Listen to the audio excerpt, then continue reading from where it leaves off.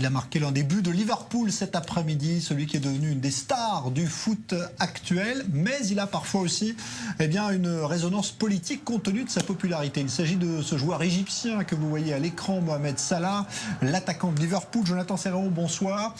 Il est au cœur d'une polémique dont on n'a pas vraiment tous les tenants et les aboutissants. C'est pour ça qu'on va la prendre avec prudence, mais une pression qu'il aurait mis sur les dirigeants de Liverpool à propos du recrutement d'un joueur israélien. Oui, c'est une rumeur qui court en ce moment sur la toile, sur Internet, et qui vise donc la star du club de Liverpool. Mohamed Salah aurait, selon cette information, à prendre avec beaucoup de précautions, vous l'avez dit Jean-Charles, menacé ses dirigeants de quitter son club carrément en cas d'arrivée de l'attaquant du Red Bull Salzbourg en Autriche dans les rangs du grand club de la Mersey. La star des Reds aurait même déclaré dans un journal égyptien, je le cite, « Même s'il s'agit d'un footballeur d'origine arabe qui est également musulman, il reste quand même israélien. Ce pays est un état d'occupation qui pourrait ne pas être apprécié par Salah et le peuple égyptien. » Des propos tenus donc après une autre rumeur qui envoie cette fois Mounez Dabour dans le club de Liverpool. Une rumeur cette fois fondée puisque Jürgen Klopp, l'entraîneur de Liverpool, est très intéressé par l'attaquant de la sélection israélienne, déjà auteur de 20 buts. Mounez Dabour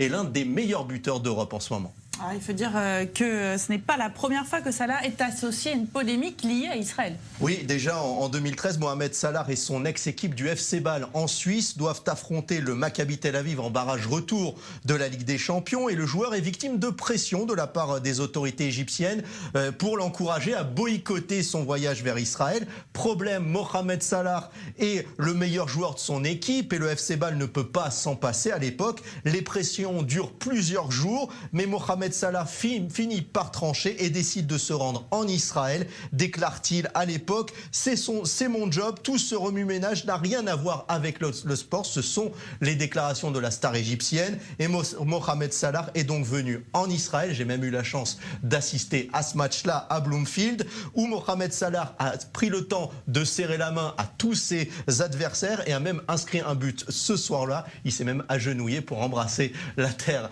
d'Israël et pour prier, bien évidemment. Un Mohamed Salah qui est un admirateur d'ailleurs dans la scène politique israélienne, c'est Avigdor Lieberman. L'ancien ministre de la Défense avait proposé à son homologue égyptien d'enrôler l'attaquant des Reds au sein de Tsahal après sa formidable performance. C'était face à l'AS Rome en demi-finale de la Ligue des Champions l'année dernière. Ouais, on ne sait pas trop en fait ce que pense vraiment Salah sur ce dossier, parce que il faut rappeler quand même qu'il joue à Liverpool. Il y a eu un joueur israélien très connu qui a joué il y a très peu de temps, Jonathan. Oui, et c'était Yossi Benayoun, on le sait, à Liverpool est un vivier de joueurs israéliens. Il y a eu Avi Cohen dans les années 70, le joueur du Maccabi Tel Aviv, Ronnie Rosenthal dans les années 80-90, et donc Yossi Benayoun, auteur d'un fameux but face au Real Madrid en Ligue des Champions. Voilà, les deux se connaissent d'ailleurs.